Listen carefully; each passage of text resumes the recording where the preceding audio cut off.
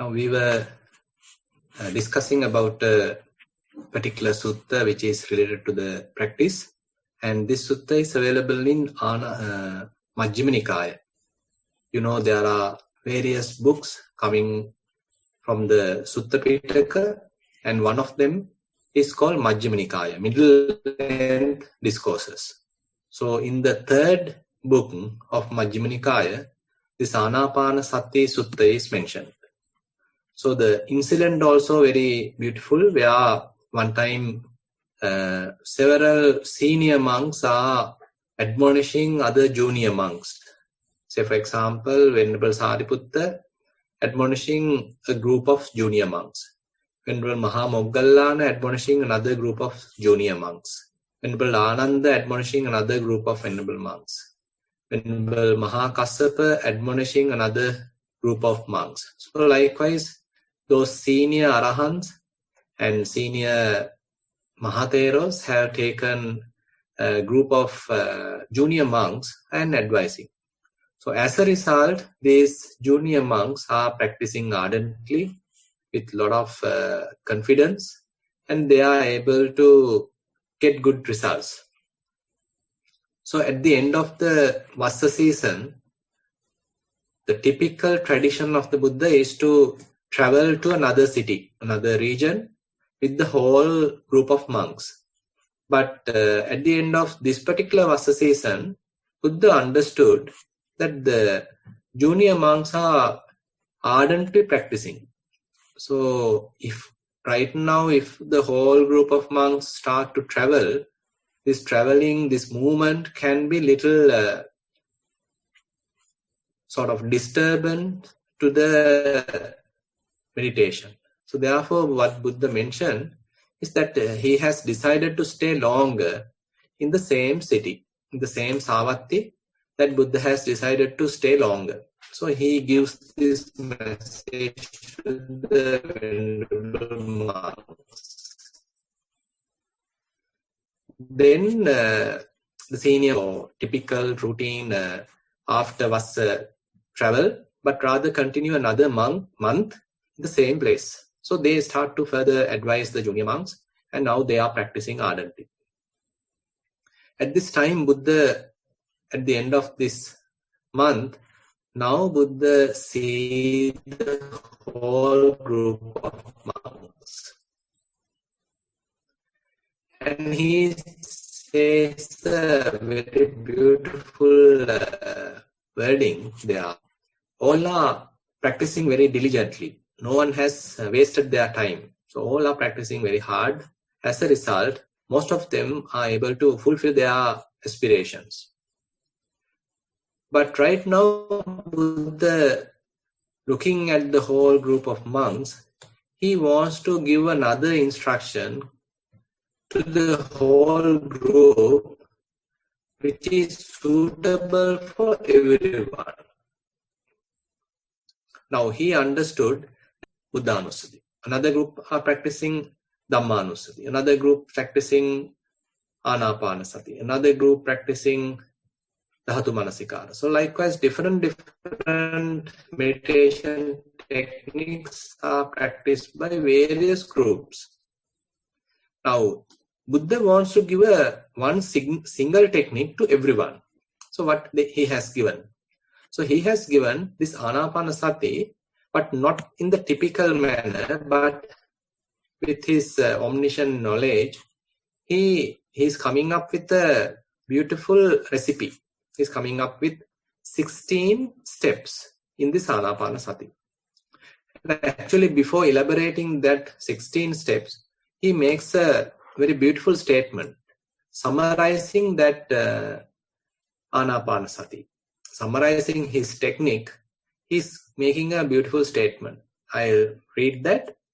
Buddha mentions, Anapanasati bhikkhave bhavita bahuli kata mahappala hoti mahanisansa.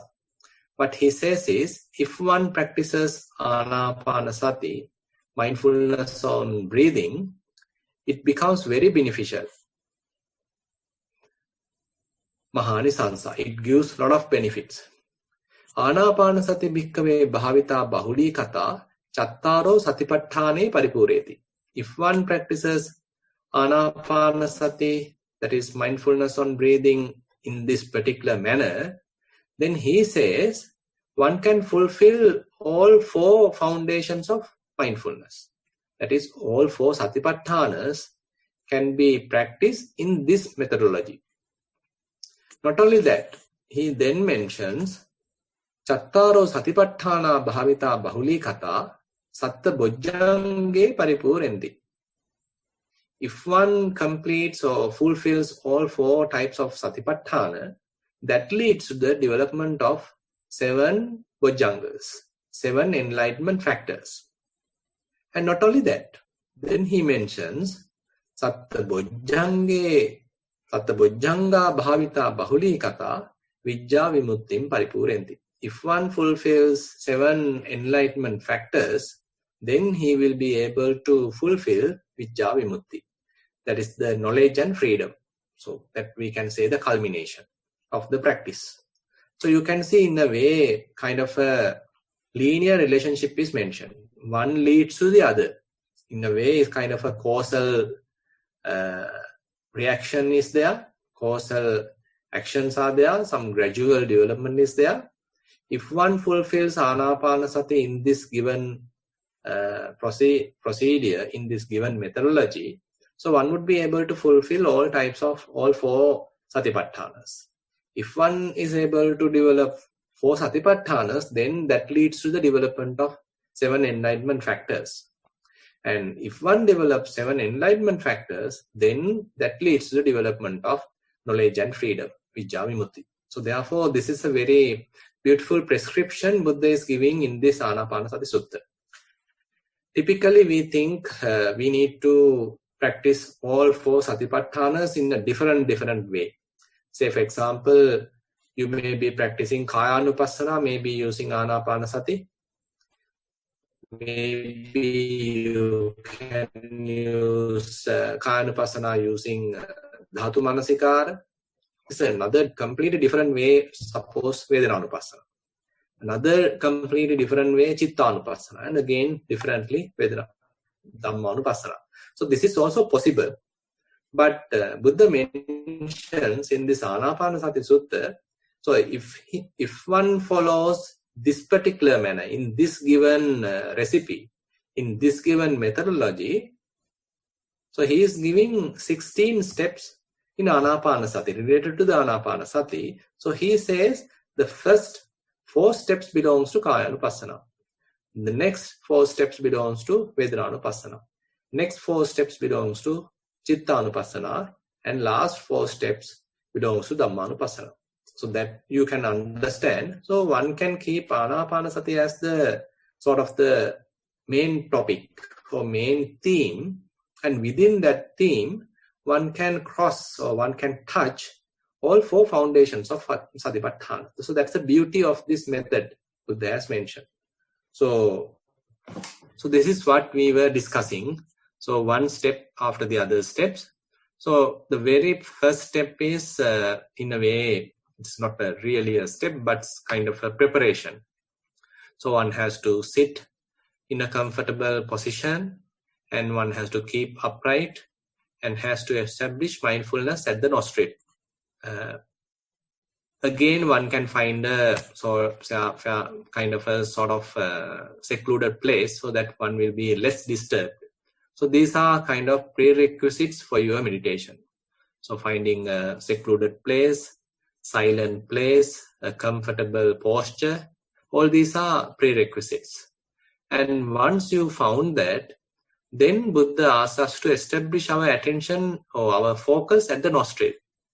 So that is the place which is recommended for Anapanasati. You know, the in-breath and out-breath happens using the nostril.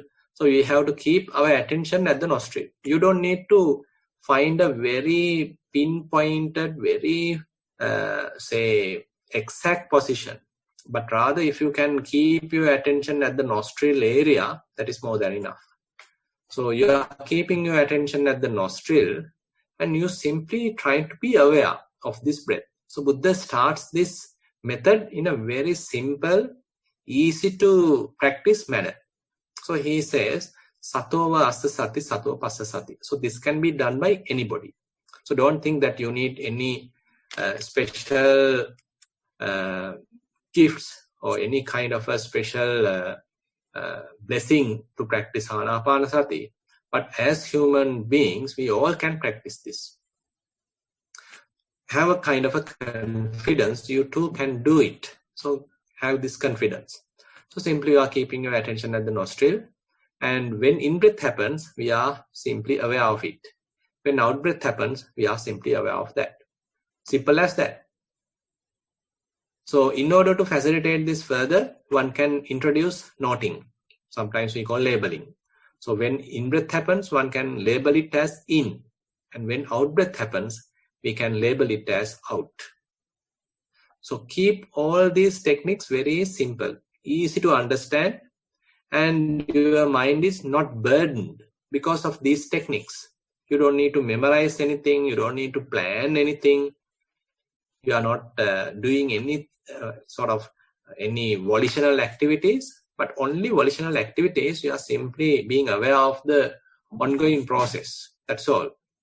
Don't introduce any kind of artificial activity to this, and allow the body to breathe as much as possible naturally. So don't try to artificially breathe. So sometimes at the beginning, unknowingly, we can get into some sort of forceful breathing. That is kind of a typical problem that some of the yogis go through. But later, they will understand that I am exerting too much effort. So this much of effort is not necessary. I can continue without much effort. Because as our attention grows, as our concentration grows, we don't need much effort. At that time, we need to sort of reduce our effort, allowing the mind to further collect, allowing the process to go naturally. So it is very much like we do some kind of a contribution at the beginning, and once the process has started, we don't need much of a contribution. We don't need a lot of force, a lot of strength to put in, but rather now the system has started. Your mind and the body has well synced. So at that time, you can simply take off your hand and let the process happen by itself, by naturally. So this is in a way a kind of an art. At the beginning, you have to sort of keep yourself very steady and your attention at the nostril and your head straight, back straight, and in a very comfortable position, posture, and you're in a fairly ideal situation. So you give almost all the positive atmosphere. But when the momentum catching up, so then slowly, you have to take off your hand, let the things manifest by itself. So you have to let go the process to happen by itself. Then actually the now mind and the body were synced. Now Buddha is taking us to the next step. He's asking to see whether in-breath is longer or shorter, whether out-breath is longer or shorter. So this is kind of a challenge. So now we have to sort of curious, we have to be investigative about the breath. So breath itself is a subtle activity. But now Buddha is giving us a little challenge to find out whether the breath is longer or shorter. Now we are very carefully looking at the breath. Only then we would be able to recognize whether the in-breath is longer or shorter. So as a result, assume now you understand, okay, this is the in-breath, this is the out-breath. Maybe in-breath is longer, out-breath is shorter. Maybe in-breath is cooler, out-breath is warmer. So likewise, now you recognize various little differences. So now slowly we are comprehending the process. Rather than simply being mindful about it, now we are introducing clear comprehension to the process. Now as a result, we are sort of developing our mindfulness. We are refining the mindfulness. So with the refined mindfulness, we would be able to understand, even though we presume that all the in-breaths are very similar, there are still minor differences. So if we compare the present in-breath to the previous in-breath, it may be little different. Maybe the present in-breath may be longer, or present in-breath may be shorter.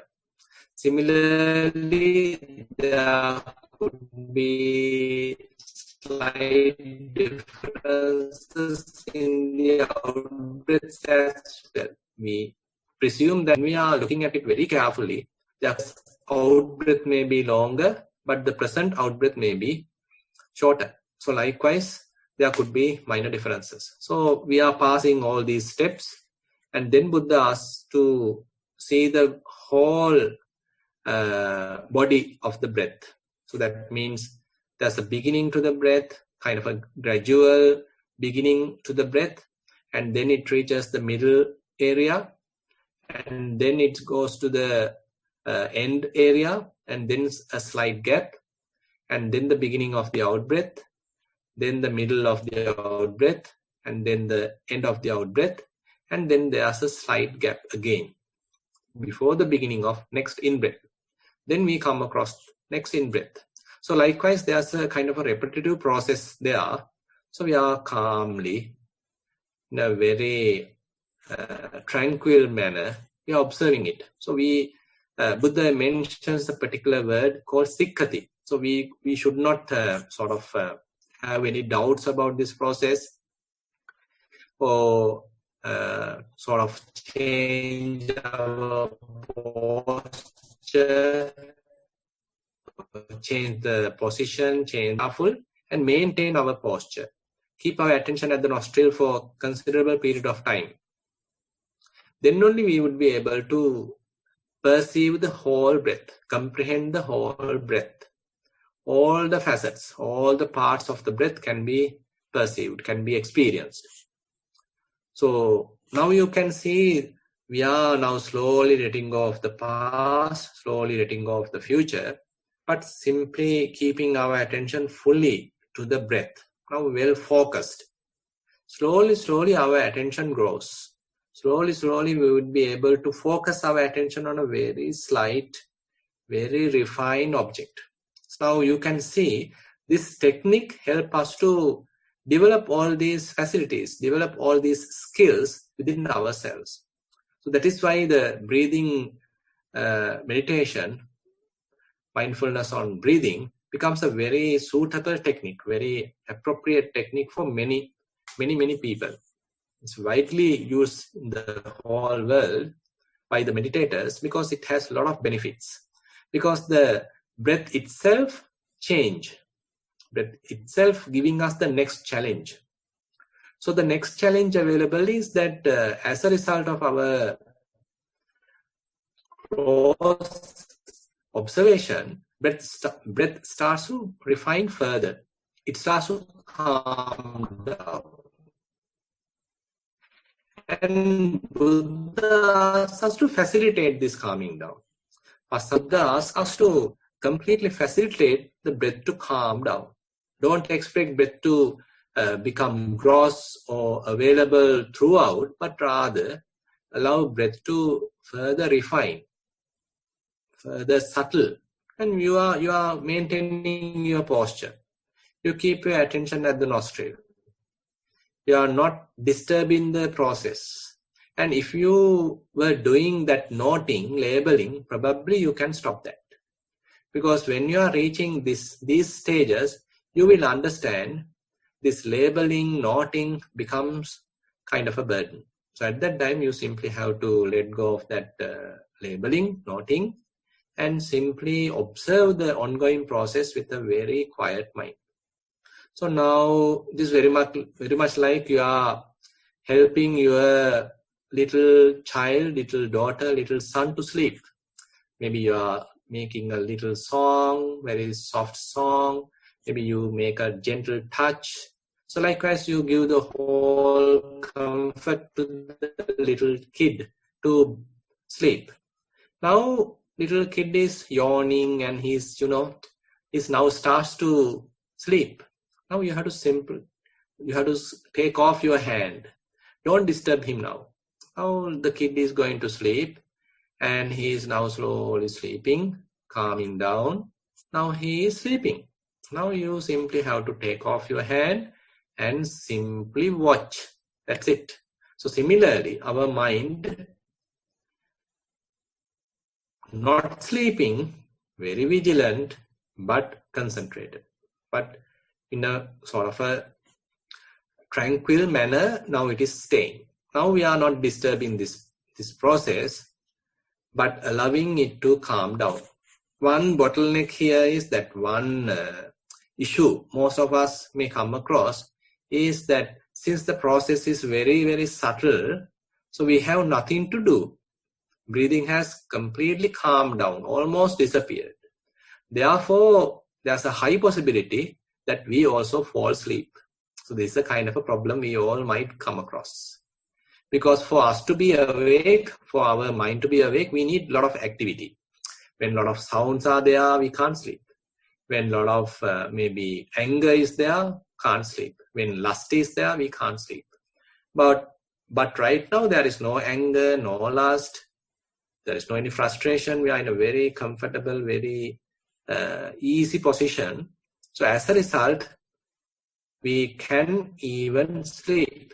But the challenge is it possible for us to be awake even when mind is going through very subtle object and our attention is at the nostril? We are not changing that position either, but very vigilant, not sleeping. So you have to practice it and develop it. So when you are reaching this kind of a region, this kind of an area, every time if you get up and go to the walking or get up and go to another activity, then you never cross this area. So as I said, the beginner might fall asleep, can't help. That is the way, because his mind is yet not mindful enough to go through this process. His mindfulness has to be further refined, further sharpened to go through this process. So this refinement, this sharpening has to happen practically. So the first day, probably you might fall asleep. But next time you go prepared. Next time you understand, okay, when the mind reaches this area, there's a possibility of falling asleep. So I have to be very careful. I am maintaining my attention very carefully at the nostril. So almost now the difference between in-breath and out-breath has disappeared. Now there's a kind of a slight sensation is there. You can't distinguish whether it is in-breath or out-breath. But something is there. That is more than enough for you to be awake. Some activity is there. So you are closely observing it and maintaining your attention throughout. So next stage, Buddha says, if you are able to continue like this, now the whole body is very tranquil and probably you feel very light. That means the body feels lighter, not heavy. And even sort of goosebumps can happen. Kind of pleasurable feelings can happen. Because now mind is experiencing a kind of a different domain. It was in a sort of a gross domain, but now it is in a fairly refined, peaceful domain. Now one can go through this. So you feel fairly peaceful, kind of blissful, and again, very collected, tranquil kind of an experience.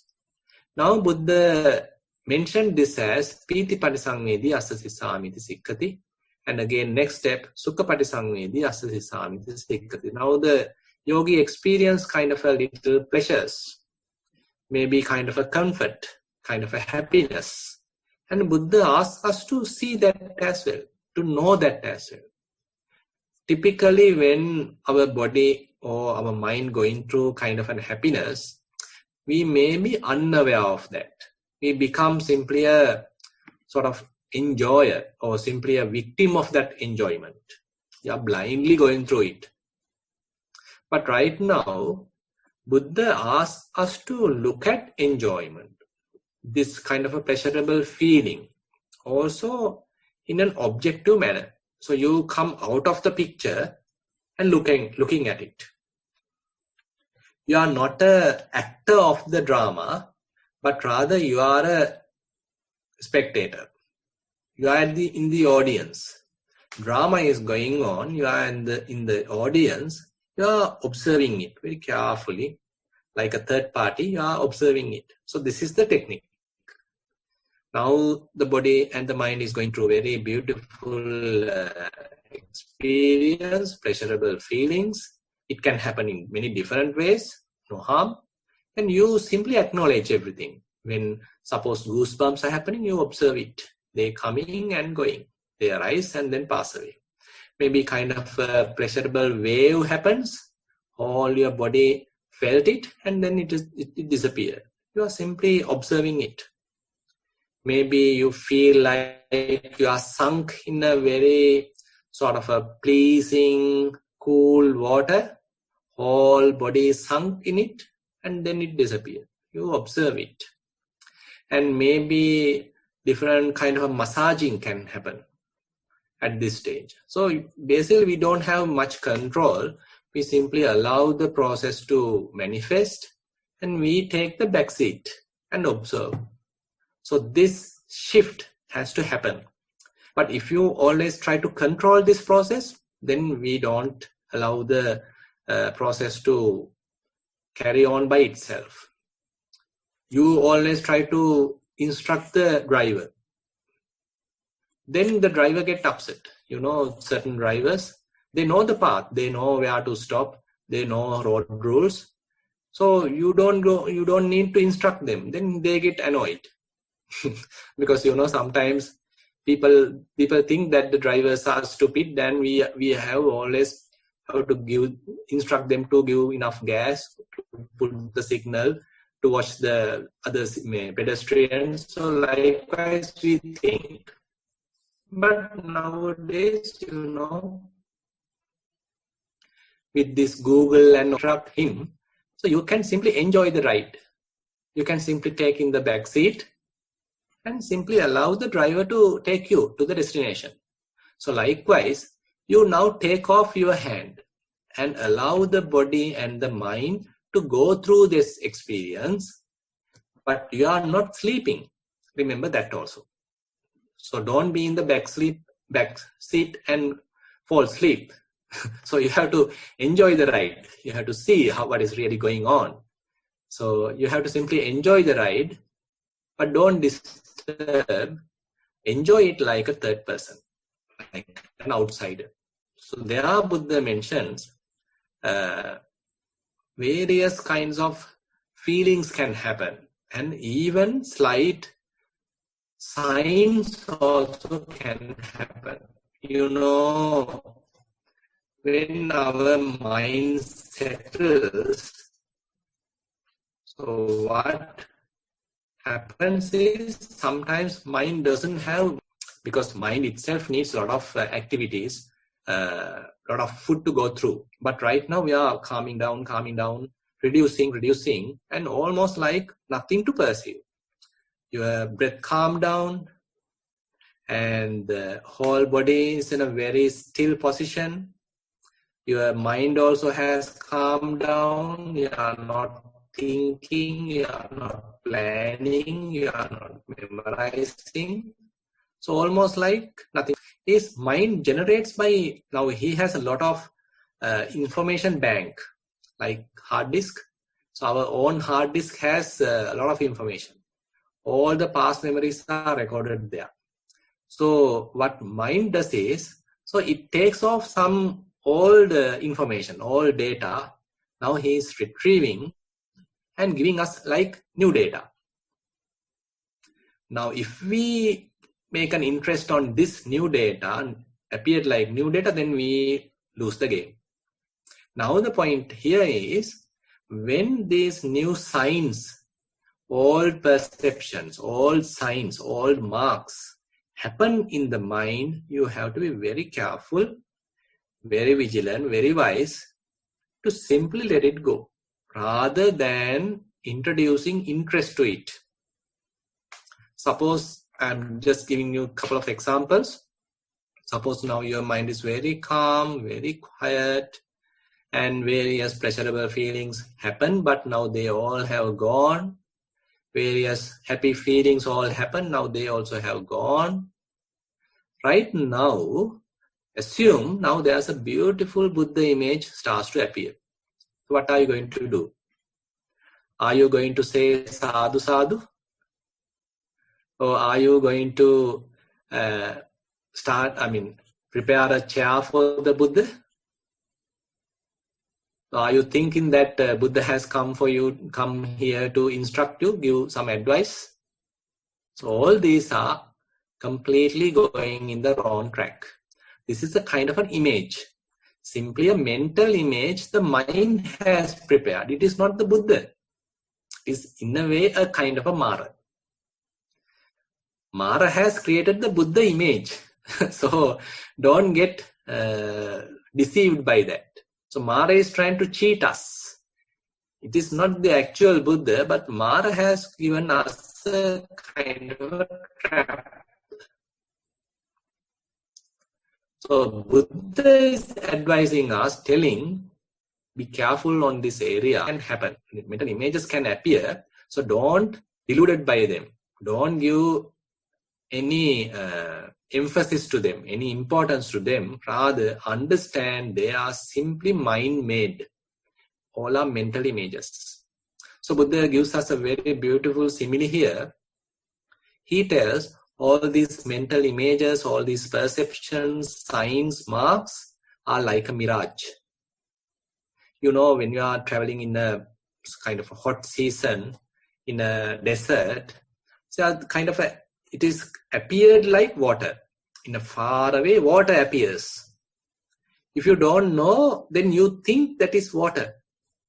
But with our understanding, one can understand, okay, it is not the real water, but it is a mirage. Due to, the dry air and the heat, that's a water-like situation. Water-like scenario is there. It is called mirage. If we sort of misunderstood it as water, then we maybe run after that. So similarly, all these perceptions, Buddha say, are like a mirage.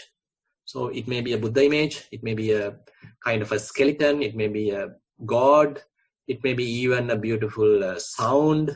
Any of these can happen. So different people perceive different things. Say you might even see kind of a passed away relative. All these can happen.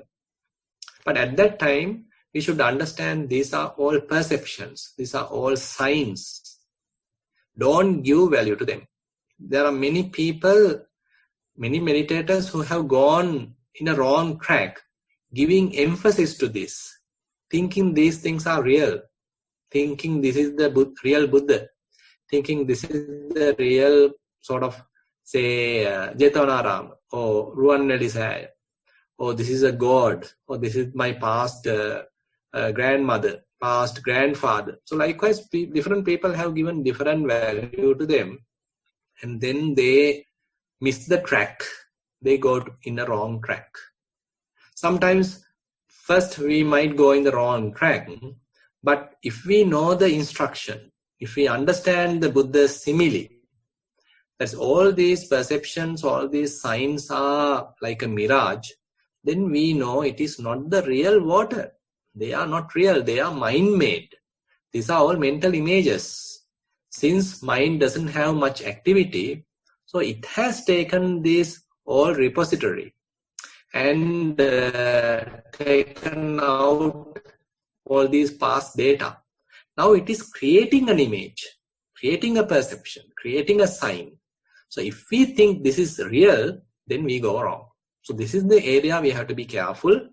And Buddha says, so at this stage, the step in that 16-step formula, Buddha mentioned, Chitta Sankhara Patisangvedi Asa Sissamiti Sikkati, Chitta Sankhara Patisangvedi Asa Sissamiti Sikkati. So Chitta Sankhara means these feelings and perceptions. As I said, various feelings can happen, and again, various perceptions, various sanya, various signs also can happen. So all the feelings, we looking at them objectively. Maybe they are pleasurable feelings, maybe minor painful feelings, doesn't matter. We look at them objectively, we allow them to arise and to change and to pass away. Similarly, perceptions, similarly signs, like as I given these examples, all these other signs also can happen, various images. Remember, mostly they are images. Like I said, maybe Buddha images, maybe gods, heavenly beings, passed away relatives, maybe skeletons. Various different kinds of images can happen. It depends on your sort of character. So whatever the typical perceptions you have, so the mind is kind of a crafty manner. It is getting that information and making one, making like real. So we have to be very wise here, not to mislead by these to let them go. Simply allow it to pass away and then coming back to the breath. So breath becomes kind of the verifiable physical phenomena available right now. It is not cheating us in a way. It is not a mental image. It is simply a physical process. So that's why Kayanupassana is fairly a verifiable object and helpful for us to establish mindfulness, to develop mindfulness. It is happening right now. You can feel it. You are not imagining it. It is not a mental image, but rather it is a physical process. So therefore, it is very suitable to develop mindfulness. But as I mentioned, at this stage of Anapanasati, Buddha mentions Chitta Sankhara Patisangvedi Asasisamiti Sikkati, Chitta Sankhara Patisangvedi Pasasisamiti Sikkati. Now, the next advice also very going hand in hand with this stage. So I will join that part also to today's sermon. So next stage Buddha mentioned Passambhayan Chitta Sankharam Asasisamiti Sikkati. Passambhayan Chitta Sankharam Pasasisamiti Sikkati. That means you allow all these feelings, allow these signs, perceptions to calm down. Don't encourage them. Allow them to fade away. Allow them to calm down. Allow them to disappear and your mind become further tranquil. You are in a very tranquil, very gentle, very soft, very clear mind. Now your mind has no much physical activity for you to pay attention. And you don't have much feelings to pay attention, because that also has gone away. And you haven't deluded by various images, mental signs. They also have now gone away. Now mind become very clear, very calm, very tranquil. So this is that stage. So with that, I'll conclude today's sort of Dhamma sermon. So now I open maybe Chatu or Suranga or Chamila to continue your Q&A session. Avasarai Bante, hopefully you can hear me. We've received today, yes. Okay, good, 7 questions. I'll just, before we get started, is it okay if we go a bit over time today, or are you restricted with time? No problem. We'll go over time because we started a little late. Okay. All right. Question number 1. Sitting mindfulness. Dear Bante, lots of merits for insightful Dhamma talk, which goes hand in hand with our practice. This is regarding my sitting practice or breathing mindfulness, linking to the first few stages as explained in your Dhamma talk. After many practice sessions, I can clearly outline the first stage of breathing in mindfully and breathing out mindfully, as I observe various sensations of in-breath and out-breath. However, I cannot distinguish the comparison of the long and short nature of consecutive in-breaths and consecutive out-breaths. Instead, I can distinguish long and short nature comparison between immediate in and out breaths. Hopefully that makes sense. After some time, when the breath starts becoming subtle, I can identify these in-breaths are shorter and subtle than the earlier ones, but not between immediate consecutive breaths. Is this something I should work on? Also, I can observe the start middle, and end of each breath. So I presume this relates to the third stage as described in the sutta. Does this mean there is a possibility to skip or not observe one stage and jump to the next? Thank you so much for this wonderful session and lots of merits for sharing your experience and guidance. That's the end. Yeah, actually, sometimes we can skip certain, actually, we are not volitionally skipping any of these stages, but we sometimes can miss certain stages because, even though it is beautifully laid out kind of a plan, kind of a linear progressive stages are there, sometimes these certain stages can happen very quickly. And if we are not very mindful, very attentive, so that stage can be missed. Then we will land on in another stage. But if you recognize, okay, now I'm in this kind of a region, then that's more than enough. And again, as you continue your practice again and again, these steps can happen very quickly. Say, for example, when you start your practice, after some time, suppose you are reaching the fourth stage, that is Passambayang Kaya Sankarang stage, maybe after 1 hour. Now, maybe after another week or so, it can happen within half an hour. That means your breath calms down within half an hour now. Very gentle, very soft, whole thing calm down. Probably after another week or so, it can happen within 15 minutes. Maybe within 10 minutes. Now, within 10 minutes, you have passed all those 4 stages very quickly. Now, don't think that you all have to precisely go through the all 4 steps and have to come to the 4th stage in a proper manner, because you have done that. Your past lessons were done. Now, because of that available mindfulness, your mind is fairly refined. Mindfulness also is sharp. Therefore, you can reach the 4th stage very fairly quickly. That's not an issue, because slowly, you can get on to the other stages also very quickly. So it is very natural. Chatu, back to you. Yes, sorry. Question number 2 is a general question. Thanks for all your guidance, Bhante. Can we practice mindfulness in the lying down position? That's the end. Yes, can. Actually, that is where, actually Anapanasati, Buddha mentions, for a beginner, it is the most suitable position is the upright sitting position, where you keep your back straight, head straight, neck straight, and your hands may be in a suitable position, and your attention at the nostril. So that may be the most suitable posture for a beginner. But if you are now gained enough mindfulness, while lying down also you can maintain your attention on breath. While standing also you can keep your attention on breath.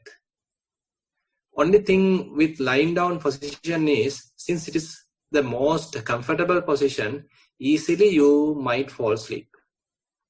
So when you think that you are in a very attentive mindset and you may not fall asleep, and again you like to get a very beautiful mindfulness, then you can actually practice lying down position, and then the whole kind of an opening can happen.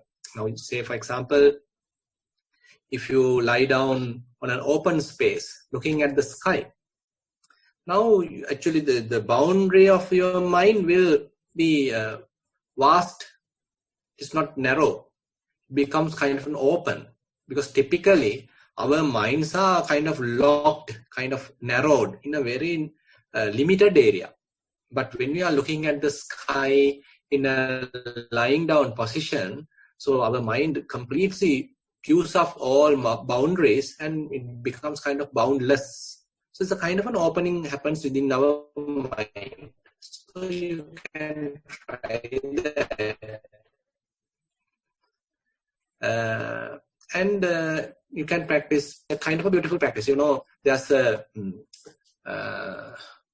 kind of a movement in, I think in England. So they are using mindfulness for kids. and they keep a little toy on the tummy of the kid and ask him to look at it going up and down. Now, in order to do that, the kid has to be in the lying down position. And when the kid is lying down, you keep a little toy on his or her tummy and ask him to see that it is going up and down. So accordingly, one can be mindful about that movement of the tummy. So similarly, you can practice Anapanasati also while lying down. Question number 3. Walking mindfulness. Venerable Sir, how can we distinguish between knowing and thinking in mindfulness practice? Sometimes I wonder all the observations we do in mindfulness practice are just another set of thoughts or subtle conditioned thinking. However, I can provide some evidence against this from my practice, which I'd like to verify with you. When I do walking, I can focus on the sole of the foot and keep the attention on observations for some time, so that mind sticks with the walking process. I observe various sensations as well, as they change over time. Once the mind starts following the walking process, sometimes it drifts away to a thought suddenly. Once I observe this thought, and I am aware that I am thinking, mind comes back to the walking process. Therefore, due to this distraction, I can understand a state of stillness I was in beforehand, along with the walking process. There is a clear difference in the walking process observations and the random thoughts which sweep away my mind. Even if they are both thoughts, I feel the difference between them, but cannot describe in words. Is this the difference between knowing and thoughts? That's the end. Yeah, I think very close. So basically, as your walking session improves, mostly this is what happens. You will understand now you are in a observing position, not in a thinking position. You can keep your mind very quiet and know the process. In order to know a process, you don't need thinking. You don't need thoughts. You can keep a very quiet mind. At the same time, you can be very aware. I'll give you a small example. Say you go to watch a beautiful waterfall.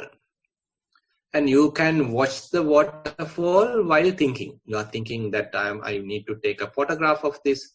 I want to tell my family members about this place. I have to write an article about this waterfall. So likewise, you can have various plans, various thoughts going on in your mind.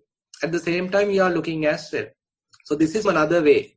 That is, you keep your mind utterly quiet, but you are observing the waterfall, enjoying the waterfall with a quiet mind. So this second type of observation or kind of enjoyment, we say, is also available. So this is where we can say kind of a full awareness is there with a less rumination.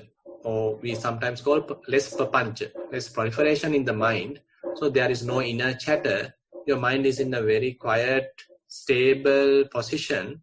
At the same time, you can see. At the same time, you can hear. At the same time, you can feel. Everything is possible. So therefore, you are now sensing it actually. You can continue your practice and you may reach kind of a stage where only the observation is there while with a very quiet, very still mind. And this is kind of a gift. This is kind of a benefit that one can experience. Then you will understand I was in a kind of a hell. I was in a kind of a very sort of a boiling stage because of this ongoing chatter in the mind. But now it has completely faded away. Mind has become fairly calmed down. now I am in a very stable, very quiet, very comfortable, tranquil state of mind. So that is available for all of us as human beings. Question number 4. It's a general question. Bhante, you have previously spoken about having faith in the process. When is it blind faith? How do we know what questions to know? How do we know what questions to know that we believe or follow is right? Hopefully that makes sense.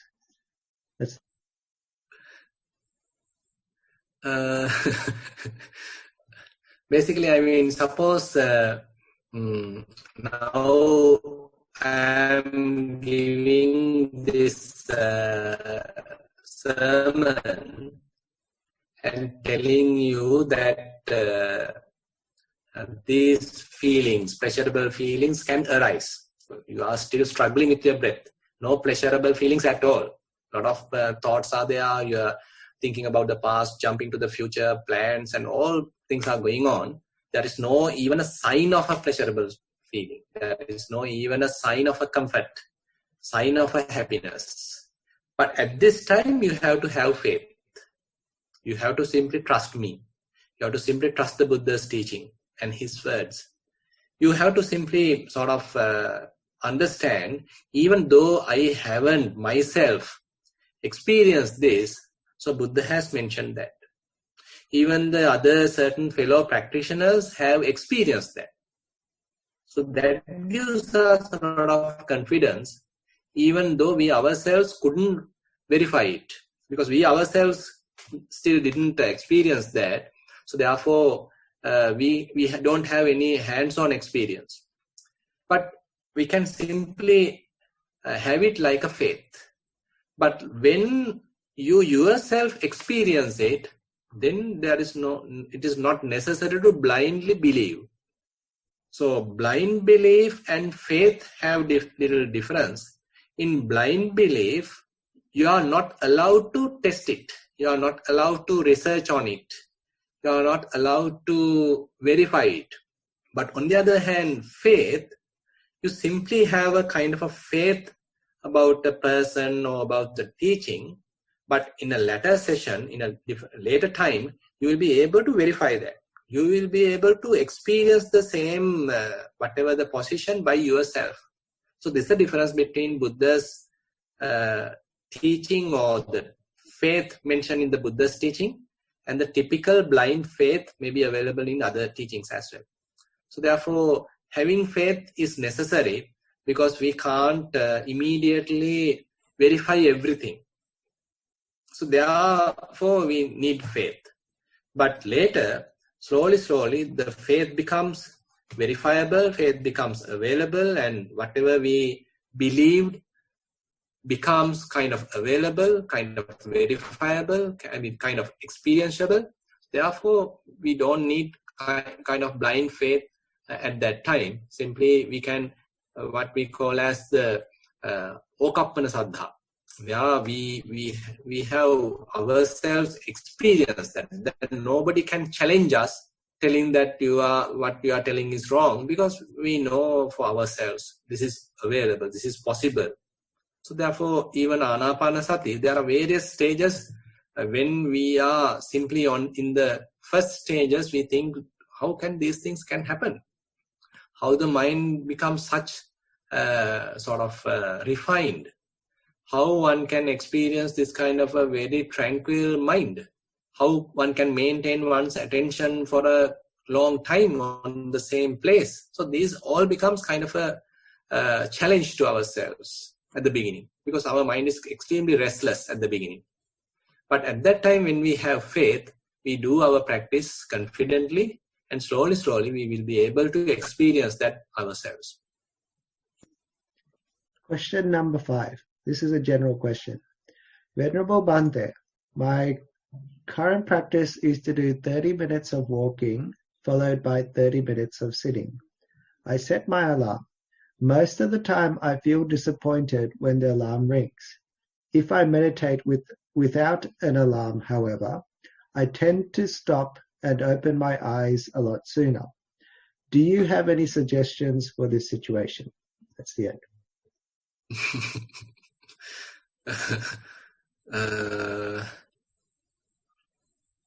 So you need alarm, at the same time you don't need alarm. So how to answer? So sometimes at the beginning, when we have a long time, we expect when is going to end, when this alarm going to ring, and all these issues are there. Sometimes people are opening their eyes and see the time. This is too long. I mean, this 1 hour appears like too long. So they complain. But later they understand, okay, this 1 hour is not enough because I couldn't reach the maybe the previous stage or kind of a tranquil state of mind within 1 hour. So likewise, this actually change. So you can keep the alarm. The point is that more you meditate, more you practice. So assume that you are now talking about a kind of a tranquility or kind of a peaceful state of your mind. So right now it may take long time for you to reach that. But later, because of your continuous practice, you may reach that fairly quickly. Suppose that you are reaching this kind of a state within 1 hour right now, but later, after about a couple of weeks, you may be able to reach that within 45 minutes, within 30 minutes. Then we are still within your time frame. So then you don't need to worry, because within 30 minutes you have come to that state, and next half an hour you can do further, you can practice further. So therefore it won't be a big issue. So continue your practice, then your mind may progress very quickly to whatever the state you are currently available, you are currently touching.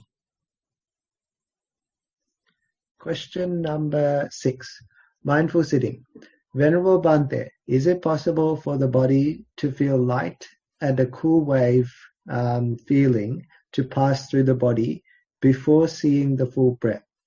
I felt the breath shorten and almost disappear, but don't think I saw the full breath before feeling the above. Is it sometimes possible that the mind skips steps? That's the end. Yeah, I think similar question we discussed. So these steps are kind of a guideline. So sometimes these steps can happen very quickly, very swiftly. So therefore we can even miss them. And again, we may land up in the next step very quickly. So therefore don't worry. So this kind of a map, this kind of a guideline given by the Buddha, and for us to kind of verify where we are. So nothing to worry. If you can simply understand, okay, I am in this kind of a region, this kind of an area, Buddha has precisely given certain signs available in this region. Now I am there. So you can be happy and nothing to worry about the stages that you have missed. But on the other hand, don't overestimate also. Now say, for example, when you reach say 4th stage, that means your mind has calmed down, there is no almost breathing available, mind is in a very sort of quiet situation. So we don't need to interpret as a kind of an understanding or alignment, attainment or something like that. So this is a kind of an experience only. Therefore, we don't need to overestimate any of our experience.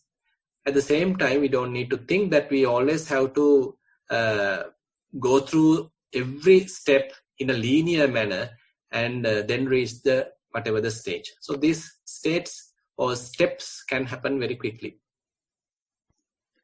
Question number 7. Mindful sitting.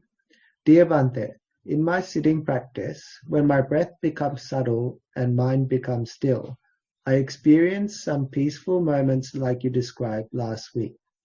But there comes some moments when I become aware of this stillness, and I feel like I am grasping for something, almost like a little panic. I have tried to simply watch the piece, but most times it is too hard. So I have been redirecting my focus back to my nostril, and breath becomes gross again. and I begin the cycle again. Can this be normal? Is my strategy to focus back on the nostril the right thing to do? That's the end. So actually, when your mind is become kind of restless and, as you said, kind of in a panic, so returning back to nostril or returning back to the body becomes kind of the release. That becomes kind of our anchor, kind of our resort. That is where Anapanasati is happening like the background process, always available for us to return back. That is the safety line available in case of panic, in case of issue, in case of a trouble. We always can go back to that. So therefore, in this position also, in this situation also, you can go back and let go of this problem. But on the other hand, you have to go prepared to this situation as well. Again and again, you go prepared, and slowly, so you will understand. So whatever these pleasurable feelings, sort of floating kind of experiences, waves like things are not a big deal. So at the very early stages, or when you first experience them, it appears like beautiful, and you jump and you enjoy and you become sort of blissful. But later they become kind of a normal, natural experiences, and then you even lose interest, and you understand they are coming and going. They are temporary visitors. So if you give too much importance to them, then mind start to create a lot of stories around them. So you anticipate a lot of things. But when you have a kind of a equanimous mind, not giving much importance to them, then you simply have a kind of a neutral mindset. If they are coming, you are aware. And because you know they come and go. And if they are not coming, that also doesn't mind. Because they come and they will go. So therefore, don't give much importance to them, and consider them as only kind of milestones in your practice. So you are in a long journey, so that we won't go wrong. Because if you experience these things, that you will understand, okay, I am fairly on this area. So I may be going through this kind of experience, but they too all will disappear. Question number 8. This is a fairly long one, Bhante. Most Venerable Swamin Wansa, I am quite new to meditation and started to meditate daily since February, which is about 5 months now. I've attended 2 sessions at Nissarana Vanaya, but didn't have much success. I think the 2 major reasons were I was chatting with other yogis and didn't know until recently that chatting is a hindrance to meditation.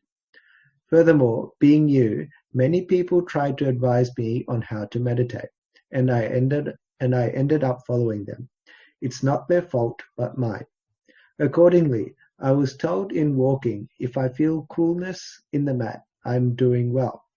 I'm revealing everything to Swamin Wansa to get a clear picture and to get correct advice, as I'm really in distress now. From February, I meditated continuously and always felt coolness in walking, and I was very happy about it. I try to do it until I get that sensation. But my sitting was not very successful. As walking was happening, I spent more time on it than sitting. But when the following virtual retreats, during the virtual retreats, I just wondered why I don't feel the breath as it should be. Then one night when I sat for sitting, I felt everything like long in-breath, short out-breath, etc. Also, my breath became subtle and disappeared. That day I was very happy, thinking that things are working for me. Then onwards I started to follow sitting with success. 13 days after the first successful sitting, I felt very strange things happening, which I had reported to Swamin Wansa. Swamin Wansa said that I'm going towards samadhi and try to do more walking to develop my mindfulness, and then continue with sitting. Also, when Swamin Wansa questioned about my walking, I listened to Venerable Dhammajiva Thero's videos advising how to do walking. Then I realized I was doing it wrong. I'm a bit distressed thinking that I've done something wrong in sitting, reaching towards samadhi, and now I tried to do walking also correctly. All in all, now for 2 days, no meditation was happening well for me. I do sitting, and I don't feel like continuing. And then when I start the walking, I do 10 to 15 minutes and stop. Swamin Vansa, please advise me to come out of this confused state and to continue to the correct path. Thero Saranai. That's the end.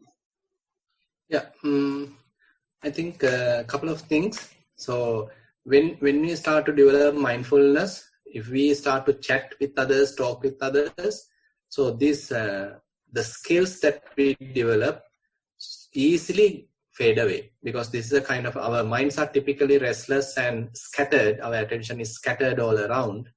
But with various techniques, we are now trying to collect it.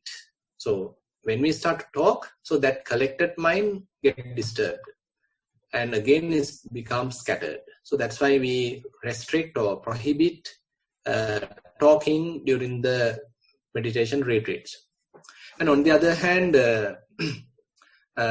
when you understand while sitting that your concentration is developing, so that in a way is a good sign. But anyway, concentration alone is not enough. So you have to have various facets in this meditation. Buddha mentioned about 5 faculties: Saddha, Viriya, Sati, Samadhi, Panya. Saddha is the faith, Viriya is the effort, Sati is the mindfulness, Samadhi is the concentration, collectedness, and Panya is the wisdom. So we have to support all these 5 aspects time to time. So actually the Saddha is where, as I mentioned before, so we all may have Saddha thing, because even though I myself haven't suppose come to this particular stage, so it's available. So you have that confidence, you have that Saddha. That's why we practice. Continuous effort available. Now this is what you need right now, because time to time we can collapse. Our faith can collapse. We may have various expectations. So those expectations may not fulfill quickly. So our faith can collapse. So at that time, effort is necessary. Effort is the one raising up again to do the practice. So this is where the effort plays a vital role. Assume that like a tree, when a tree is falling, so if we have some sort of support for it to again straight up, again rise up, so then that support is what the effort is doing at the moment. So therefore, be again effortful. Don't allow mind to sort of simply collapse. So these are ups and downs in our spiritual life. Don't expect kind of a very linear, progressive path in meditation. Time to time, collapses can happen. Time to time, defeats can happen. So victory and defeat are all become sort of part and parcel of this whole practice. Then only we have kind of a fairly stable mind. You know, now when our mind is fairly disturbed even by little things, so then we understand we are not that mature. But on the other hand, when various disturbances are happen, still if we are able to maintain our stability, then we are fairly strong in a way, fairly matured in a way. So this is where we need effort and again faith and in a way continuous practice. So simply continue your practice, simply go to the walking meditation, walking session, and don't keep much expectation in front. Simply have a very simple mind, open mind and beginner's mind. You know, if we think that I was doing like that, I want that and all these things, then we are conditioning the mind. We are like trying to sort of plan the journey. But right now, if you have a kind of a very open mindset, acknowledging whatever the experience, you have sort of a receptive attitude, then the path becomes very natural. So simply go to the walking path, and when each and every foot is touching the ground, keep your attention there and simply observe what is really going on. So you yourself have to know all these things. So various other people can tell various things, but nothing to copy, because simply we have to have it our own. That's the difference in a way. Someone else can't do it for you. You yourself have to do it. And when each and every sensations are arising, you simply have to observe them. And this observation has to happen for a long time. So don't expect results quickly. Instead, maintain a daily schedule, daily practice, and don't get discouraged. Bhante, there's actually a follow-up question from this person. When I reach this status, I may continuously keep my mind at my nose still for half an hour or more, and very sensitive for the characteristics of in-breath and out-breath. But this seeping Sorry, issue... Chatu. Yeah. Sorry, Bhante. Chatu, that is a question that I just posted in the chat. Sorry. I'll go to the next one. Okay. Yeah. Question number 9. General questions. Perceptions are perceived by the brain or the mind or combination of both? That's the end. Can you repeat the question, Chatu? Perceptions are perceived? Perceptions are perceived by the brain or the mind or combination of both. That's the end.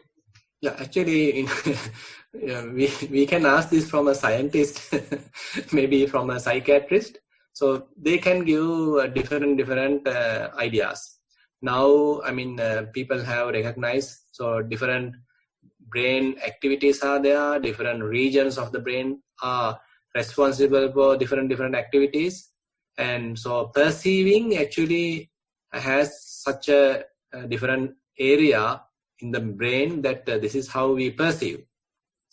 So therefore we can say both, where certain regions, certain areas are responsible for perception, and at the same time, so on the other hand, we don't need too much worry about which area the practice. According to the Buddha's teaching, is to understand all these different phenomena. Maybe it is form, various element characteristics, maybe various feelings, maybe various perceptions, various activities, various formations. All these have maybe actually they have their own unique behaviors as well. But at the same time, they all distribute, or they all show some common characteristics as well. So slowly our practice leads towards those common characteristics. So at that time, we slowly get on to that common region, common characteristics, and take our wisdom towards that direction. Not much into the, analyzing kind of a thing. We do sort of an analysis at the beginning. That is where the clear comprehension, sampajanya, takes part. But more we introduce that sampajanya, clear comprehension, slowly mind starts to see the common characteristics. How each and everyone behave in a similar manner, similar pattern.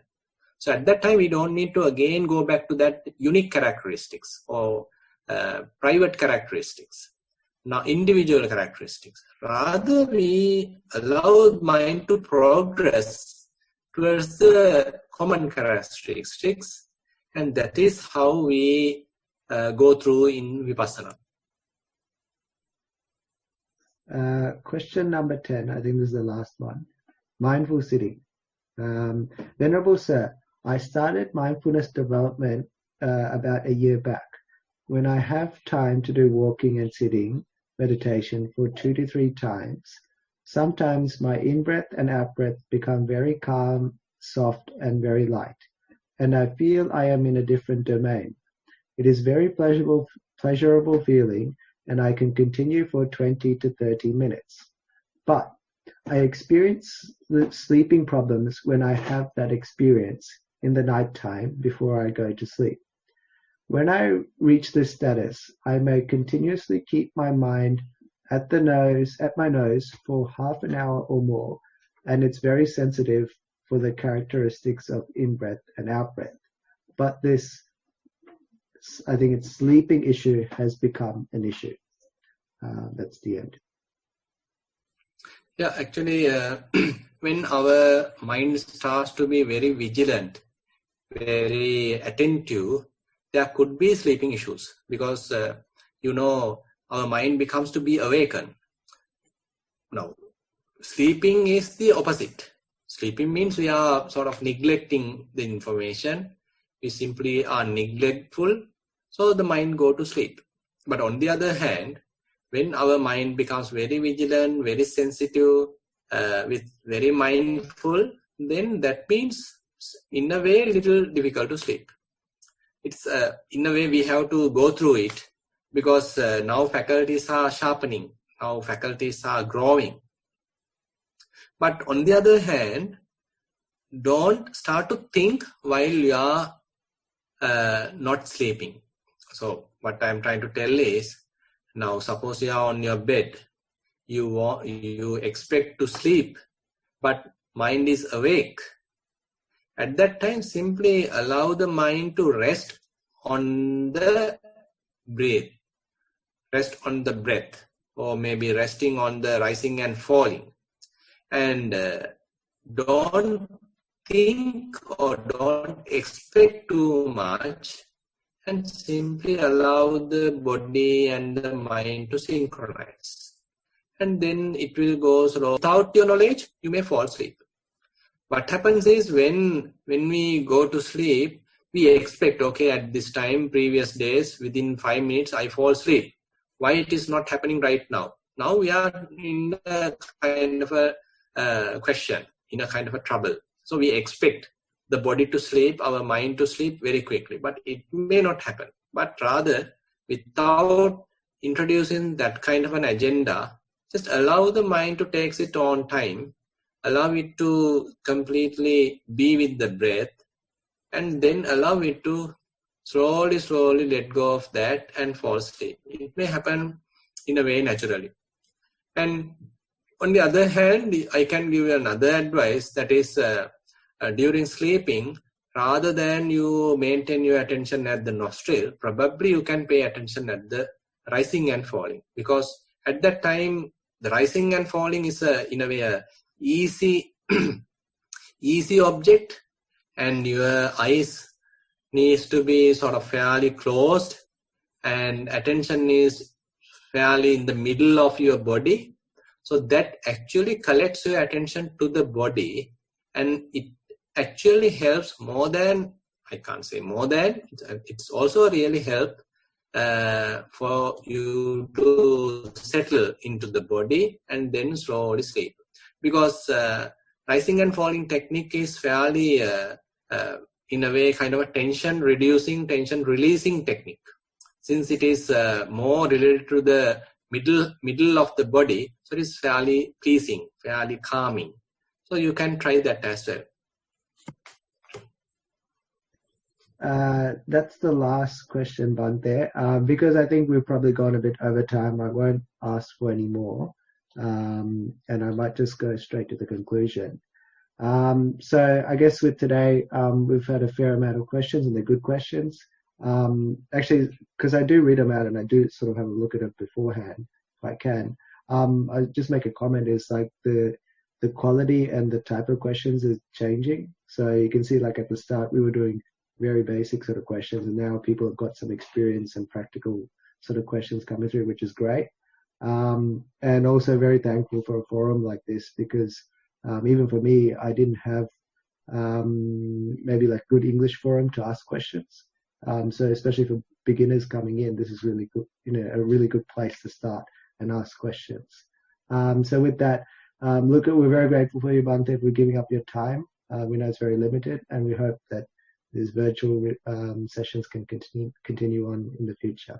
With that, thank you very much, Bhante. Thero Saranai. Thank you very much for your participation. Thero Saranai.